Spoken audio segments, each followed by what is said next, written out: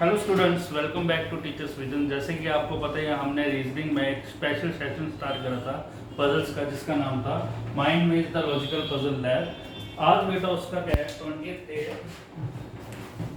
जो बच्चे आज फर्स्ट टाइम हमारे साथ जुड़ रहे हैं बेटा, मैं उनको इस कोर्स के फीचर्स बता दूँ। तो ये बेटा सबके लिए फ्री है। डेली 1 पजल सेशन है, रात को 8 बजे ये होता है। अनलिमिटेड लेक्चर्स हैं, नंबर ऑफ लेक्चर्स अनलिमिटेड है। प्रीलिम्स प्लस मेंस दोनों का ही लेवल है, प्री प्लस मेंस सारा कुछ करवाएंगे। और जिन्होंने आज तक ये सारे सेशन अटेंड करे हैं उनको पता होगा बेटा हम प्री से मेंस की तरफ ही बढ़ रहे हैं धीरे धीरे, ठीक है ना। उसके बाद बेटा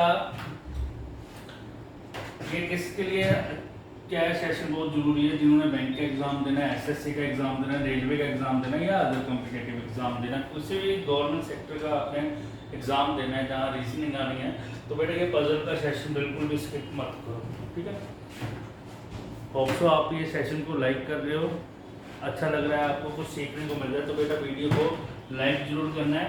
और लास्ट में मैं 5 क्वेश्चंस पूछता हूँ, उसके कमेंट जरूर करने हैं। चलो आज का बेटा पजल स्टार्ट करते हैं।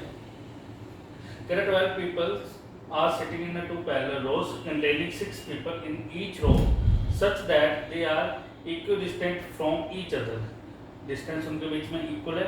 In row 1, D, A, B, E, F and C are seated and facing south but not facing the same order.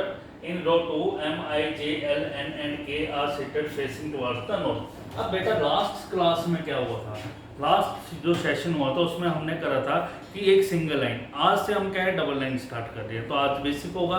तो लास्ट क्लास में हमने क्या है एडवांस लेवल कर लिया था सिंगल लाइन का, कि कुछ नॉर्थ फेस करें कुछ साउथ। अब क्या है 2 अलग लाइन होंगी, कुछ एक लाइन नॉर्थ फेस करेंगे और दूसरी साउथ। अब धीरे धीरे आज हम बेसिक करेंगे, मतलब क्या है बेसिक लेवल का पजल होगा, फिर कल क्या है ऐड ऑन करते जाएंगे इसमें वेरिएबल्स, ठीक है। तो अब बेटा जब भी ऐसा क्वेश्चन आ जाए सबसे पहले हमने देखना है कि रो में नॉर्थ कौन फेस कर रहा है और साउथ कौन फेस कर रहा है, ये बिल्कुल ध्यान से देखना होता है। कहता है D, A, E, B, F and C are seated and facing south, ये सारे साउथ फेस कर रहे हैं। तो यहाँ पर साइड में पहले ही बना लो बेटा साउथ। कौन से D, B, D, A, E, B, D, A, E, B, F भी है और कौन था बेटा सी भी है। 6 हो गए। तो दूसरे नॉर्थ को फेस करेंगे ऐसे, और ये एक दूसरे को फेस टू फेस करेंगे बेटा, ये याद रखना है हमेशा, ठीक है। दूसरी रो में कौन बैठा हुआ है, एम आई जे एल, एम आई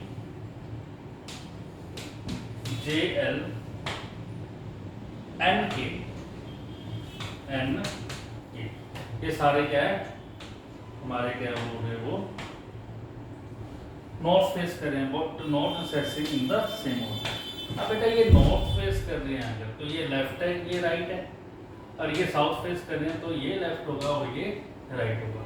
बेटा जब भी 2 लाइन में वेरिएबल आ जाए यानी 2 लाइन के बदल आ जाए तो साइड में हमेशा लेफ्ट राइट जरूर लिखना है, क्योंकि यही कंफ्यूजन क्रिएट करेगा हमें, ठीक है।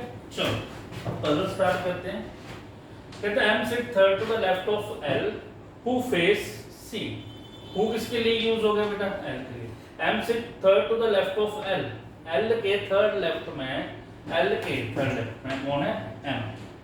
First left second left third left पे गया है एम। हु फेस, हु किसके लिए यूज हो गया, एल के लिए। फेस सी, एल किसको फेस कर रहा है बेटा सी को। तो बेटा 1 2 3 4 पर्सन तो हमें पता लगे तो दोनों रोज में। अब टोटल पर्सन है कितने, 12 पर्सन है, तो 6 पर्सन ईच होगा। अब सारे के सारे अभी हमें पता नहीं लगे, हमें क्या है हमने फर्स्ट क्लास में करा है रो वाली पजल में कि हम सारे के सारे पर्सन कब ड्रॉ कर सकते हैं, जब या तो हमें क्या है किसी का एक्सपेरिमेंट पता लग जाए, या फिर दूसरा क्या था किसी की पोजीशन क्या हो जाए फिक्स हो जाए। तो अभी हमें यहाँ पर कुछ पता नहीं है तो हम सारे पर्सन ड्रॉ नहीं कर रहे, ठीक है। उसका लिखा है एफ हु फेस के। एफ किसको फेस कर रहा है, एफ फेस के को कर रहा है, ठीक है ना। F who face K sit third to the right of E. F जो है थर्ड राइट में है किसके, E के। तो अगर E इधर होगा, ये साउथ फेस कर रहे हैं तो फर्स्ट राइट सेकंड राइट और ये थर्ड राइट, क्लियर होगी ये चीज। तो अब E के थर्ड राइट में कौन है F, F किसको फेस कर रहा है K को, ये कंडीशन आ गई बेटा। क्लियर हो गई ये चीज, ठीक है। उसके बाद आगे लिखा है एंड 6 सेकंड टू क्यों, क्योंकि अभी यहाँ पर क्या है,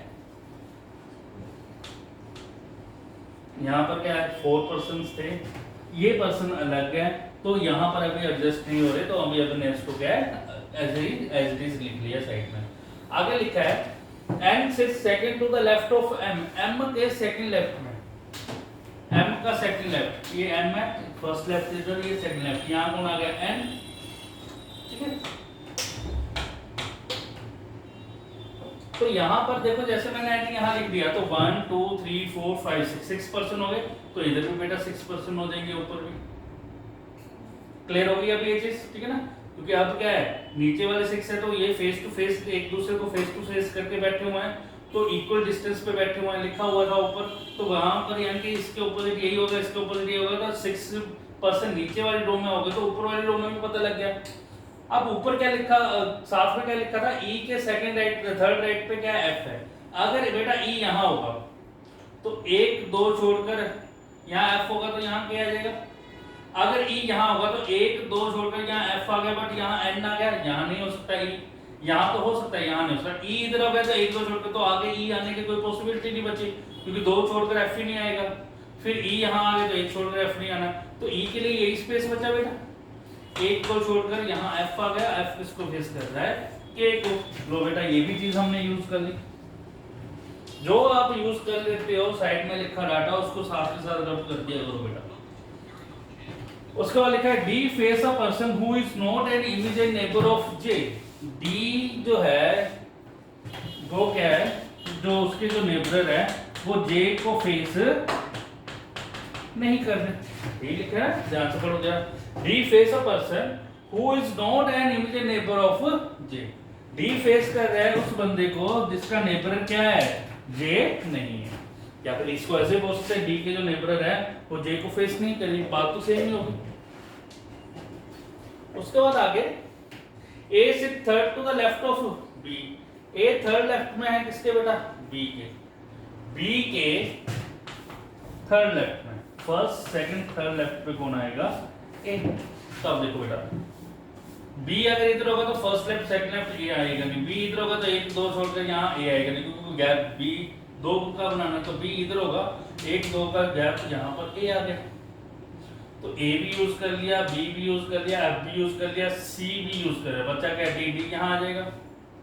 और डी का जो डी फेस कर रहा है एम को, एम के जो नेबर है वहां पर जे नहीं आएगा, तो जे इधर आ जाएगा, जे इधर आ गया तो बच्चा कौन आई, आई इधर आ जाएगा। लो बेटा बनकर तैयार हो गया। बाकी लास्ट में देखते क्या लिखा है, आई डू नॉट फेस ई। आई जो है वो फेस नहीं कर रहा ई को, आई ई को फेस नहीं कर रहा, बिल्कुल सही है बेटा। लो ये पजल बनकर तैयार हो गया बेटा। डे 1 से जो हम अप्रोच लेकर चल रहे हैं पॉसिबिलिटी बनाने वाली, सेम उसी अप्रोच से हम क्या है आगे बढ़ रहे हैं। तो कोई भी लेक्चर स्किप मत करो और पजल्स को उसी तरीके से सोल्व करो जिस तरीके से मैं आपको हर सेशन में बता रहा हूँ। पॉसिबिलिटी को नहीं छोड़ना, और दूसरी चीज स्टेटमेंट को बिल्कुल ध्यान से पढ़ना है। अब इसके बेस पे बेटा 5 क्वेश्चन है, जल्दी से आंसर दे दो मुझे। फर्स्ट 2 क्वेश्चन ये हैं,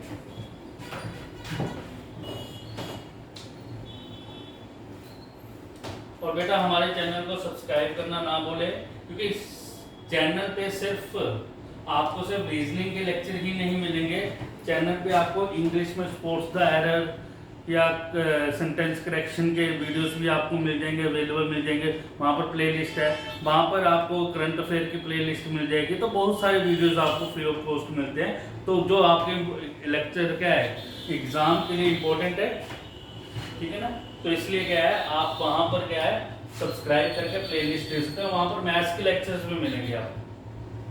क्लियर हो गई ये चीज, ठीक है। 2 ये हो गए,